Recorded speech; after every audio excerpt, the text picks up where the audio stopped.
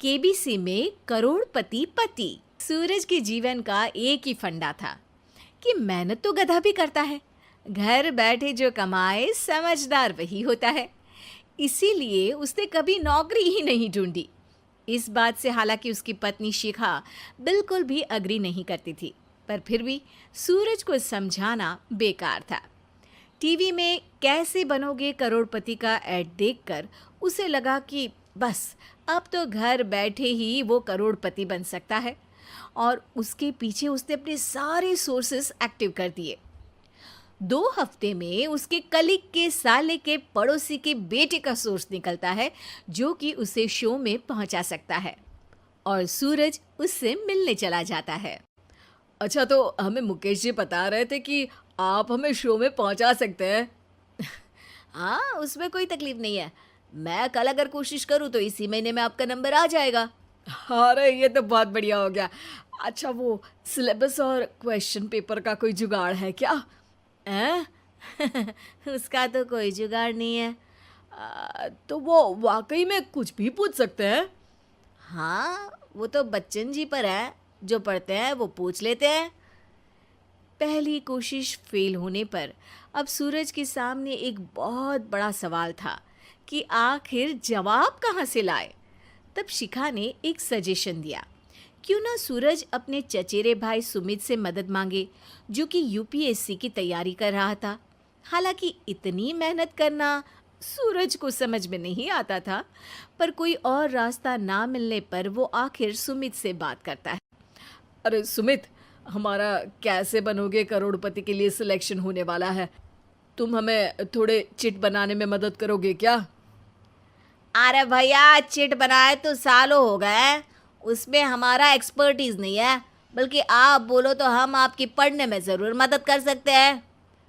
हट, कैसी अनाप शराब बातें कर रहा है तू।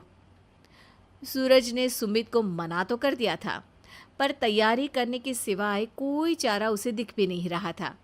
खासकर जब 12 के पेपर लीक करने के एक्सपर्ट शुक्ला जो भी हाथ जोड़ लेते हैं। आखिर सूरज को सुमित के पास जाना ही पड़ा, और उसने सुमित और शिखा से वादा किया कि वो बहुत मेहनत करेगा। 1 महीने की तैयारी के बाद फाइनल हुआ कि शो से 1 हफ्ते पहले एक ट्रायल खेला जाएगा, जहां पर सारे रिश्तेदार ऑडियंस की जगह पर होंगे और शिखा सवाल पूछेगी। दूर दराज से भी रिश्तेदार आकर हाजिर हो गए देखने कि आखिर कैसे बनेगा सुमित करोड़पति।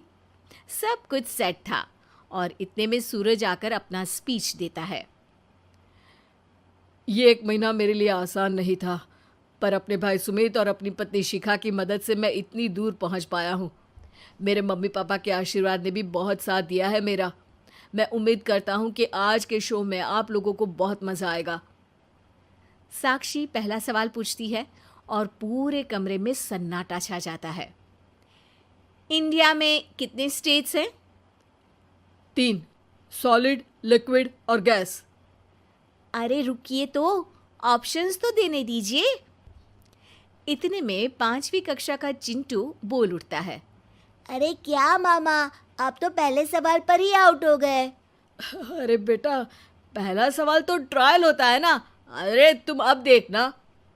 देखने जैसी बात तो थी ही। सूरज को इतना शांत किसी ने नहीं देखा था। कभी कभी तो लगता था मानो सूरज आंख खोलकर ही सो गया हो। मामा जल्दी करो प्लीज, कल सुबह पनवेल भी तो निकलना है। अरे हट, कंसंट्रेट करने दे मुझे। 3 सवाल में 3 लाइफलाइन खत्म हो चुकी थी, और अब चौथे सवाल पर भी सूरज का मौन नहीं टूटा। पर सूरज अभी भी हार मानने को तैयार नहीं था।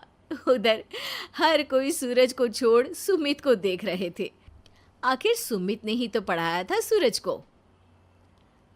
गजब बेइज्जती है यार। अरे बेटा, तो बाप का, दादा का, भाई का, सबका नाम बुड़वाएगा। अरे 3 लाइफलाइन ले ली तो भी तेरा कुछ नहीं होना है। अरे कोई इतनी बात करता है क्या शो पर? अरे बेटा, शो पर तेरे जैसे भी तो नहीं आते ना। सूरज की ये जंग आखिर 1 घंटे बाद 5वें सवाल पर खत्म हो गई, जब उसने इंडिया के नेशनल बर्ड का नाम कहा, कौवा। अरे बेटा, मजा तो बहुत आया, बस थोड़ा टाइम पर खत्म होता तो आनंद भी आ जाता। ताने बारिश के बूंदों की तरह बरस रहे थे और सूरज को भी समझ आ रहा था कि ये करोड़पति बनना शायद उसके बस के बाहर की बात है। पर वो आखिर ये बात मान कैसे लेता? वो सख्त लौंडा जो ठहरा, उसने सोचा कि बेइज्जती तो हो ही चुकी है, पर अगर मैं हार नहीं मानूं तो शायद कुछ हो सकता है।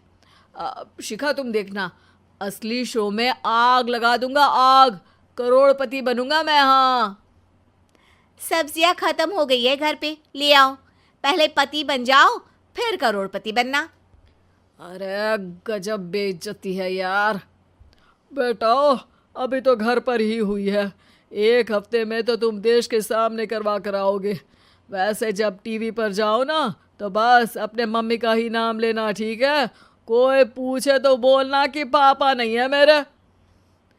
अरे पढ़ाई की, पेपर निकलवाए, इतने सारे लोगों को खाना खिलवाया, क्या फ़र्क पड़ा?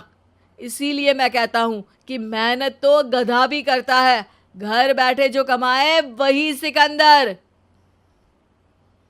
लेकिन मामा, गधे भी जानते हैं कि हमारा राष्ट्रीय पक्षी मोर है।